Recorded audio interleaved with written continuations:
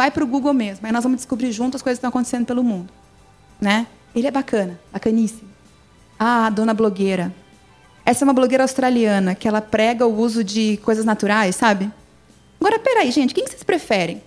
Essa blogueira fala assim, use produtos naturais, vegetais, você vai ter saúde, olha como eu sou linda, eu uso só isso. Ou aquele médico que fala assim, eu não almocei hoje, estou super cansado, não dormi 3 dias, mas olha, coma direito, se alimente, faça exercícios. Quem que você acha que vai me convencer melhor a fazer exercícios e comer direito? A blogueira ou o médico? É o papel do blogueiro, certo? Esse médico não vai conseguir passar para mim essa imagem. Ele, né, aquela cara pálida, às vezes, de cansaço. Coitado, trabalhou pra caramba, mas se ele se juntar com esta blogueira, aí a força fica muito maior. Essa aqui falando que ela come natural, faz exercício, tô assim, lindona, nossa, eu tenho vontade de sair no outro dia, né, e fazer igualzinho essa mulher. Quero ficar assim, certo? Então aí, ó, sinergia. Então, se o médico conversasse com a blogueira e eles se comunicassem, puxa, aí eu conseguiria passar a energia, a mensagem muito, muito melhor. Aí tem um médico que eu adoro, né? Os médicos da internet são muito brabos, às vezes, né? Se vocês forem olhar o Facebook de médico, é assim, brigando. Ah, porque o laboratório fez isso, porque o paciente fez aquilo, e porque não sei o que lá. Tem um médico brabo, é um perfil de médico no Facebook que eu acho divertido, assim. Mas aí a minha mensagem é para os colegas médicos, que talvez tenha alguns aqui, é assim, não fala mal de paciente na internet, né? Aí o médico blogueiro, às vezes, né, contando história de paciente que fez isso, paciente fez aquilo. Se você fala mal da Joana, você vai falar mal de mim também, certo? Então, assim, se é ruim, não é bacana. Então, a ideia é evitar, né? O papel do médico na internet, ele é o mesmo de qualquer pessoa. Você é um ser humano que está lá e tudo que você disser vai ficar para sempre naquela rede. Se eu estou teu paciente, eu vou lá ler o que você falou. Eu vou procurar meus médicos na internet, todos eu busco o que eles fazem, o que eles escrevem, se eles publicam alguma coisa. Se eu ver que o cara fala mal de metade dos pacientes dele, eu vou dizer, tem alguma coisa errada. Se eu ver que ele briga por tudo, eu vou dizer, cara, esse cara está com um problema. Né? Então, assim, ter posicionamento, bacana. Falar mal de gente na internet, de paciente, totalmente fora. Né? É a mesma coisa para o blogueiro que fica rindo, né, de outras pessoas, fica comentando. Acho que postura, qualquer lugar, ela é muito bacana. Mas, felizmente, tem muito médico muito bacana na rede também. Muito bacana, gente que fala bem, escreve uma linguagem muito, muito horizontal, de igual para igual com o paciente, fala coisas que são relevantes, se preocupa. Então, isso é bacana. Quando esse cara e essa aqui se juntam, sai de baixo, certo? Quando o médico, com a sua formação, o blogueiro, com a sua forma de se comunicar, com seus exemplos, sua história de vida se juntam, é imbatível o trabalho na rede. Mas eles têm que se juntar. Tem um novo paradigma no mundo, tava falando, né? Que mundo é esse? Está acontecendo aquele médico lá, o blogueiro, mas que mundo que a gente está entrando então, que eu falei que está mudando, né, da foto do Papa e tal? O que está acontecendo? A gente tinha um mundo que o certo era aprender e repetir. Eu treinava 10 anos na escola para aprender matemática, para fazer no vestibular, a matemática eu aprendi na escola. Então, aprende e repete, aprende e repete. Hoje em dia eu tenho que aprender e adaptar, porque mudou. Na hora que eu vou usar, mudou a profissão. Virei médica, agora tem que usar um aplicativo para fazer sei lá o que do meu paciente. Então, aquela escala que eu aprendi na faculdade não funciona mais. Sou jornalista, a plataforma nova, agora era o blogger, agora não é mais blogger, ele virou Facebook, aí virou não sei o quê. Então, você aprende, você entende o conceito e você tem que adaptar. É mudança, mudança rápida, não pode ter medo de mudança. Antes era na instituição, era o hospital, né? Saúde se faz no hospital. Saúde agora se faz onde estiver o paciente. Se ele estiver na internet, é na internet. Se ele estiver em casa, vai ser em casa. Se ele estiver onde o paciente estiver, a saúde acontece. Não é mais o hospital, aquele lugar, né, do tratamento de saúde. Já foi. Mesma coisa na educação. Então, o blogueiro está falando de saúde? Tá. O paciente está lá ouvindo? Então, está acontecendo alguma coisa de intervenção de saúde naquele lugar. Certo? Então, a saúde está onde estiver o paciente. Não está mais só dentro do hospital. Aquela coisa, né, de opinião, planejamento, né? Planejamento nos próximos 5 anos, 10 anos. Não, agora é a prática. Vamos na prática desenvolvendo as coisas, né? Porque se você planejar, quando você colocar em prática, já mudou, não vale mais. Então, hoje em dia, aprender pelo erro, pela tentativa, fazendo. E aí, como é que você faz? Mas vai errar? Não tem problema. Mas se for errar, erra logo. E erra barato, né? Porque se você fica errando, mas finge que não viu, vai mais 1 ano, só mais um pouquinho, né? Daqui a pouco você gastou muito num projeto. Não, mas se é para errar, erra logo.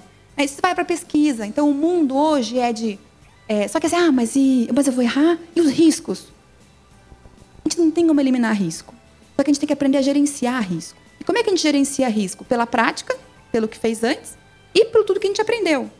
Então, a gente vai tomando decisões ao longo do caminho. Porque se eu ficar esperando 10 anos para tomar uma decisão, para fazer alguma coisa, o mundo já mudou. E quando eu sair da minha casca, lá do planejamento, já tem outras pessoas ao meu redor.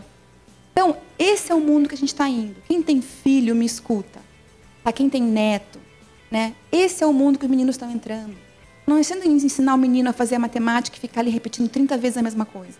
Eu adoro matemática. Matemática é relevantíssima para outras coisas que a gente tem que aprender. Mas não é só isso. Eles têm que estar prontos para ler, para criticar, para observar, saber se está certo. Esse menino tem que entrar no Dr. Google e saber se o que ele leu faz sentido. Onde? Se esse profissional que está falando faz sentido. Ele tem que ser crítico da informação. Ele tem que saber ler essa informação e questionar essa informação. É para isso. Então, para de dizer que o menino é um chato porque faz pergunta. Né? Que o menino é um chato porque questiona. Né? Que ele incomoda a aula quando fala. Ele está cansado daquela aula. Vamos mudar essa aula, caramba. Né? Os meninos estão em outro ritmo, a gente tem que mudar junto com eles. E a gente? A gente tem um problema como ser humano, que eu acho que é um problema, mas eu também tenho. A gente tende a confundir o que é conhecido e familiar com o que é certo. O que eu vi a vida inteira é o certo. Né? Então, aquela coisa, né? Homem casa com mulher, não é assim? Eu vi tudo o que eu vi, tem que ser o que eu vi. A minha vida inteira é o certo. E aí, essa intolerância do que é diferente gera discussão, afastamento. E a gente vai se afastando da possibilidade de criar coisas novas. Próximo. Porque a transformação, que é o que a gente precisa nesse mundo, né? Nós estamos num mundo com o fim das nossas reservas, nosso modelo já não é mais sustentável, tanto econômico quanto modelo, né, de uso de recursos naturais. A gente precisa mudar a forma como a gente trabalha nesse mundo. A diversidade e a independência são importantes, porque as melhores decisões coletivas são tomadas na discordância e na contestação. Pelo consenso e pelo acordo, que é a nossa coisa natural, a gente caminha aos pouquinhos e agrada todo mundo. É pelo desacordo, pelas diferenças que a gente dá grandes saltos. É aquele cara maluco que surge com uma ideia que todo mundo fala, hã? Né? E daqui a pouco, pá! Né? Porque se a gente vai só concordando, vamos, tá, só mais um pouquinho para cá. Então, podemos todos ir para lá agora? Vamos, né? E a gente vai indo devagarzinho. Os grandes passos dependem de diferenças. Então, vamos começar a olhar para as diferenças como uma coisa positiva, como uma oportunidade, e não como um problema. Então, qual é a regra? Por que a regra da floresta? Esse cara, o Greg Horowitz, esse cara não é um... Né? Esse cara trabalhou 16 anos com o Buffett, esse cara sabe fazer dinheiro, sabe que é uma empresa que funciona. Então, esse cara não é um cara do campo das ideias e dos... né? Esse é o cara que sabe como ganhar dinheiro. Esse cara é venture capitalist, ele que trabalha com venture capital, ele investe nas empresas que estão começando, ele põe dinheiro para ganhar dinheiro depois. Então, ele bota lá o dinheiro quando a empresa é pequenininha. Esse cara enxerga empresas de potencial. Ele tem empresas hoje que estão ganhando 3,5 bilhões de dólares por ano, que ele investiu há 10 anos atrás. Então, esse cara sabe do que ele está falando.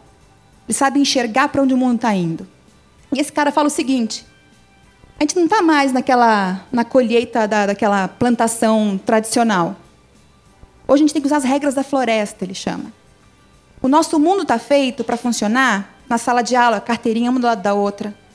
Aquela produção do carro industrial, um depois do outro. Nesse mundo da plantação, qualquer praguinha que chega, destrói tudo. Mudou o clima um pouquinho, o equilíbrio se foi. Nesse mundo da plantação, onde é tudo, a gente controla as pragas, né? Apareceu uma plantinha... Pode ser uma árvore linda que vai crescer ali, mas é uma plantinha diferente, arranca que esse negócio vai estragar a plantação. No mundo da floresta é o contrário. A diversidade traz o equilíbrio. A erva daninha pode se tornar alguma coisa importante para trazer o equilíbrio para aquelas plantas. É meio que nem o Facebook, né? Que alguns anos atrás era uma erva daninha. Aquela coisa, ninguém sabe para que serve, né? Todo mundo lá, deixa esse troço tá aí, né? De repente, como ninguém tirou, não era plantação, os caras ficam investindo em coisas que não dão dinheiro, às vezes lá no Silicon Valley, né? A coisa cresceu e virou uma super planta. Se fosse naquele mundo onde só entra o que é correto, o que é certo, pelo que a gente espera, o Facebook nunca teria crescido, o Google nunca teria crescido. Não eram empresas que produziam coisas palpáveis. Então, deixa esses caras de lado. O que esses caras estão fazendo? Hoje, eles são importantíssimos. O Google é que traz informação para a gente. Democratizou a informação de um jeito absurdo. Então, Nessa floresta, quais são as regras? Quebra as regras. Porque muda tão rápido, gente, que as regras elas também ficam obsoletas muito rápido. Mas não é você quebrando regra que nem um maluco. É assim. Essa regra faz sentido? Você não faz mais? Gente, na hora de mudar. Alguém tem que abrir a boca e falar. Pode deixar uma regra ficar 30 anos lá parada porque alguém um dia pensou, precisou e todo mundo continua repetindo. Escuta, sonha. A gente tem que sonhar. Para chegar num lugar, a gente tem que sonhar com o que a gente quer chegar. A gente tem que enxergar aquilo nos sonhos para um dia aquilo virar realidade.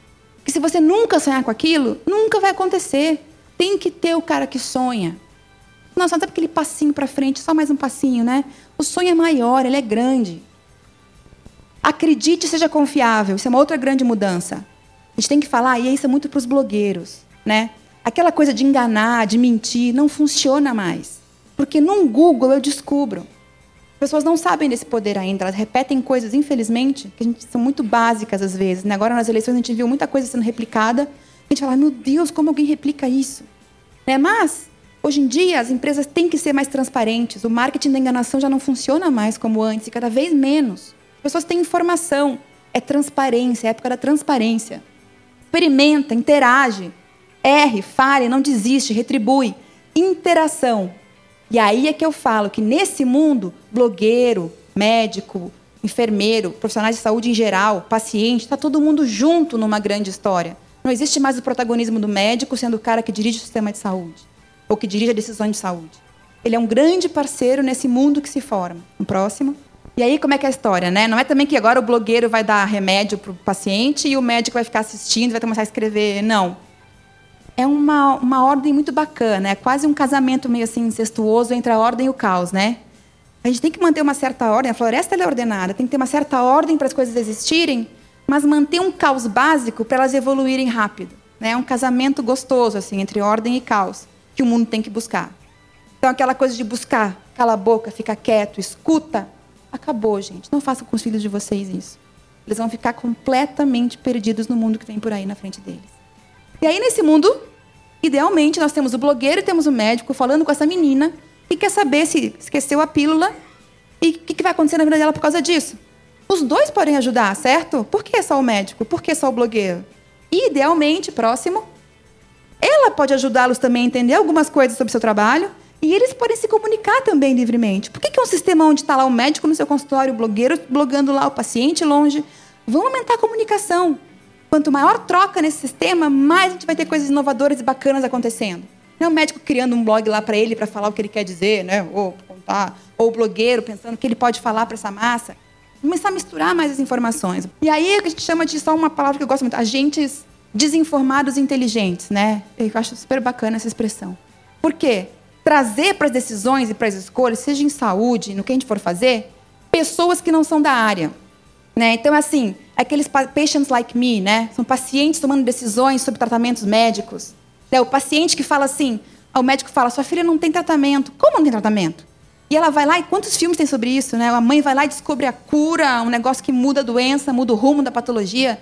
O médico fala que não tem tratamento, eu vou atrás. Eu não sabia que não podia, então eu fui lá e fiz.